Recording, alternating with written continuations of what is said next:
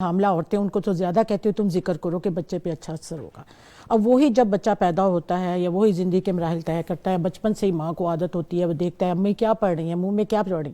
तो ये भी जिक्र बच्चे को आदत पड़ जाती है। फिर आहिस्ता आहिस्ता जब ज़ाहिर मुख्तलिफ मराहिल आती हैं, हम तालीम भी हासिल करते हैं, फिर आगे हम वर्किंग क्लास में भी चले जाते हैं, जब हम प्रैक्टिकल लाइफ में आते हैं तो आप यकीन करें जो जिक्र की आदत है ना, जैसे हम नमाज की आदत कहते हैं कि 7 साल की उम्र से स्टार्ट कर देंगे, तो ये अगर पड़ी है ना तो आपके मुंह पे खुद ब खुद जिक्र तारी होता है, होने को है और होता रहता है। इसको हम ये नहीं कहेंगे कि अब जिक्र कर लो या याद कराने की भी जरूरत नहीं पेश आती। माशाल्लाह हमने देखा अपने तजर्बे से भी, हमने भी बच्चे पाले और हम भी, कि आपको अगर इस तरीके से माँ कहते हैं अच्छी माएँ हैं, अच्छी नेशन है, तो आपने खुद खुद उनको इस तरफ लगाया है। तो अगर हम ये बच्चों के जहन में डाल दें कि इसको हमने ये कंटिन्यूस, ये एक ऐसी है कि जिससे जो आपकी सांस और धड़कनों के साथ साथ चले, आप यकीन करें खुद ब खुद सफर है, आप गाड़ी चला रहे हैं, कुछ है आपके मुंह से दुरूद शरीफ दो जो आदत बन जाती जो है, आपकी आदत बन जाती है। और इसी तरह हमने कई दफ़ा देखा है कि अगर खुदा ना खास्ता कोई एक्सीडेंट हुआ है तो वो जो आखिरी जो आवाज़ है जो हम पेशेंट्स को देखते हैं रिससिटेशन के वक्त,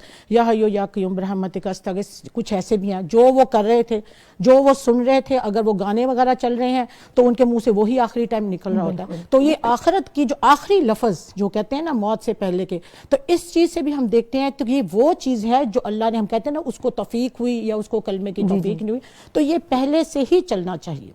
जैसे मैंने अभी बताया है कि जो माएँ जिक्र करती हैं उनके बेबीज जो हामला हैं इंट्रा यूट्रो, उन पे कितना अच्छा असर पड़ता है, क्योंकि बच्चा इंट्रा यूट्रो सब कुछ सुनता है। 8 हफ्ते का जो हमल होता है, जो बच्चा होता है, वो उसका आस्ता आस्ता जिसे कहते हैं बुत बन गया कि नहीं, आम लैंग्वेज में यही बोलते हैं, क्योंकि मेरा तो गायनी से ही ताल्लुक है। तो इस हवाले से तो हम तो ये कहते हैं कि चूंकि मैंने काफ़ी अर्सा सऊदी अरेबिया भी काम किया, मैंने वहाँ से जो देखा सुना, साथ साथ हमारे लेक्चर्स भी थे, इस्लामी भी दूसरे भी, और यहाँ पे भी आके मैंने देखा अल्हम्दुलिल्लाह हमारी ख़वातीन बहुत ही मजहबी हैं रुझान उनका, और वो जिक्र करना चाहती हैं, लेकिन उनमें जैसे अभी आपने बड़ी प्यारी बात की थी कि मिथ ये होता है कि डॉक्टर साहब हम वजू की हालत में नहीं होते, हम या इस हालत में कर सकते हैं या इस, तो आपको बताना चाहिए हर स्टेप से और प्यार से मोहब्बत से कि जो जितना वक्त ज़िंदगी का गुजर गया ठीक है, नेक्स्ट आगे चले आगे चले, और जिक्र जब भी किसी वक्त भी करें, ठीक है। और इससे ये है कि आपको खुद ब खुद, और वो जब आप उनको अच्छी काउंसलिंग करती हैं तो उनको पता चल जाता है कि वाकई इसके फ़ायदे कितने हैं,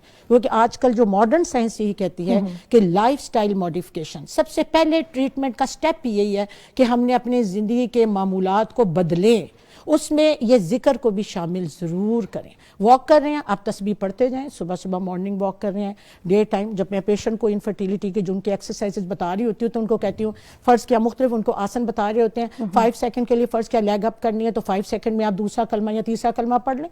इंस्टेड ऑफ काउंटिंग के 1 2 3 4 5 करना है, यू जस्ट आप कलमा पढ़ें, ठीक है। तो ये चीज़ें आपकी ज़िंदगी का आ जाती। इसी तरह जब हम कहते हैं कि वर्किंग वुमेन है, कोई जॉब कर रही है, हम क्लिनिक में बैठे हुए हैं, पेशेंट देख रहे हैं, तो आप खुद ब खुद, आप एक पेशेंट देखा है दूसरे पेशेंट के साथ तो आदत पड़ी होती है वो कलमा वगैरह वो सब चलता रहता है।